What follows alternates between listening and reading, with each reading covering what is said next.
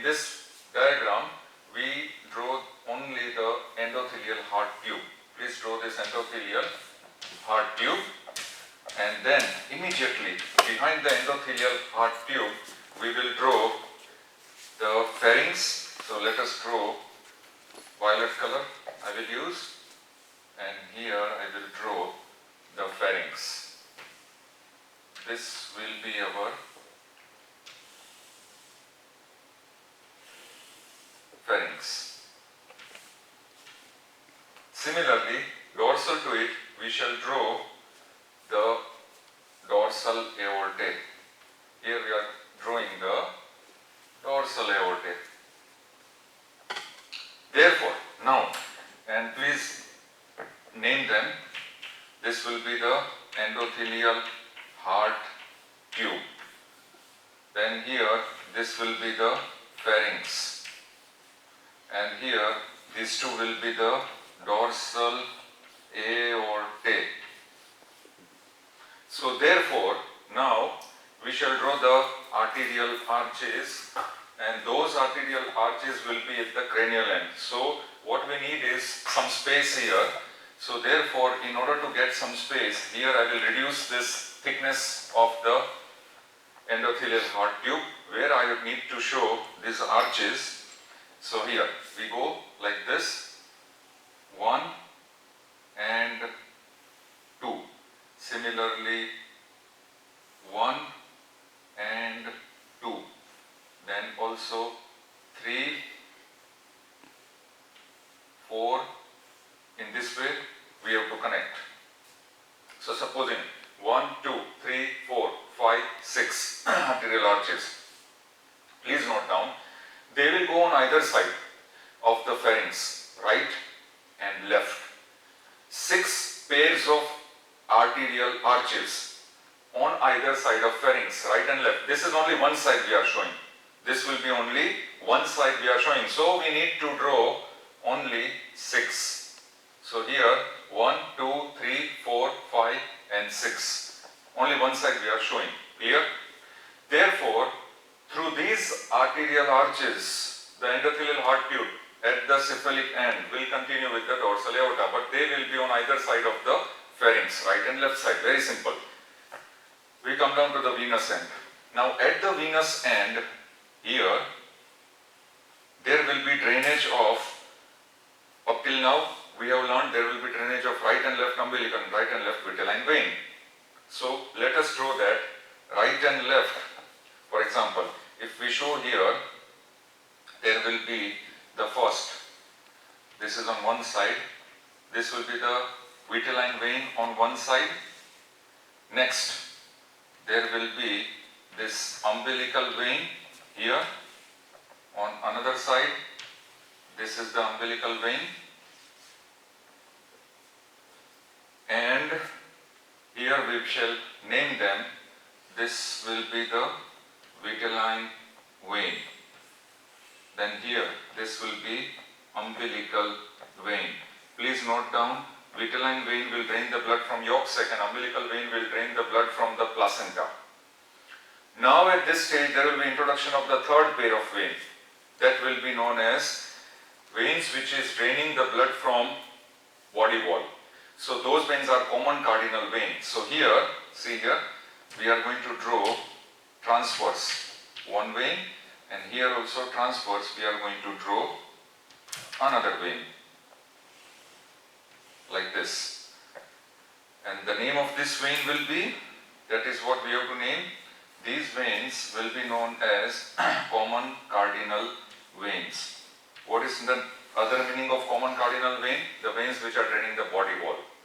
So therefore there will be 3 pairs of veins now which will drain the venous end or the caudal end of heart tube, and they are right and left umbilical veins from the connecting stalk placenta, right and left vitelline veins from the yolk sac, and the right and left common cardinal veins from the body wall, caudal end, venous end of the heart tube.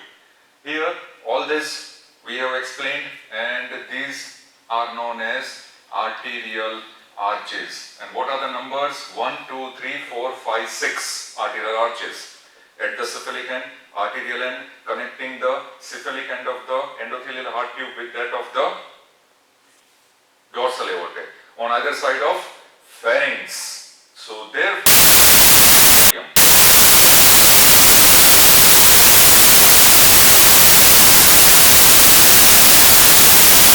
now two important points. If you can come on this side, please come on this side.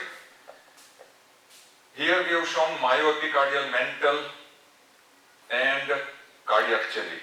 Now at this stage the cardiac jelly will disappear completely and this cardiac jelly will be replaced by myocardium in such a way that this myoepicardial mantle now will cover, this is very important point, please note down, this myoepicardial will entirely cover the endothelial heart tube from the front and from the side.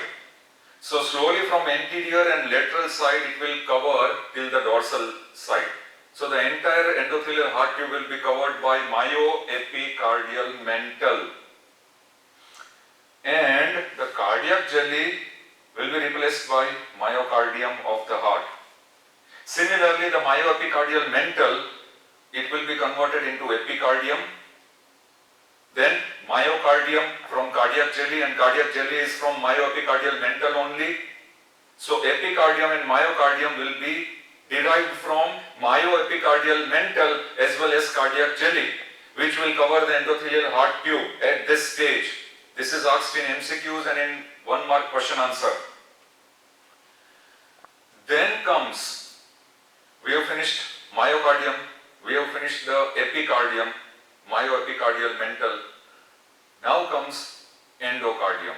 So therefore, the endothelial heart tube itself will develop into endocardium of the heart. So therefore, epicardium, myocardium, endocardium, all the three layers are derived at this stage. Epicardium and myocardium from myoepicardial mantle in addition with the cardiac jelly. Then the endocardium from the endothelial heart tube. Please note down this point at this stage. Now we shift here. Please come on this side. So now after the development of myoepicardial mantle into myocardium, epicardium and endocardium from the endothelial heart tube, what will happen next? The next in this stage will be the final. And what will happen is, where my hand is there, the entire endothelial heart tube now will show various important changes. These changes are very important. What are those changes that it will show?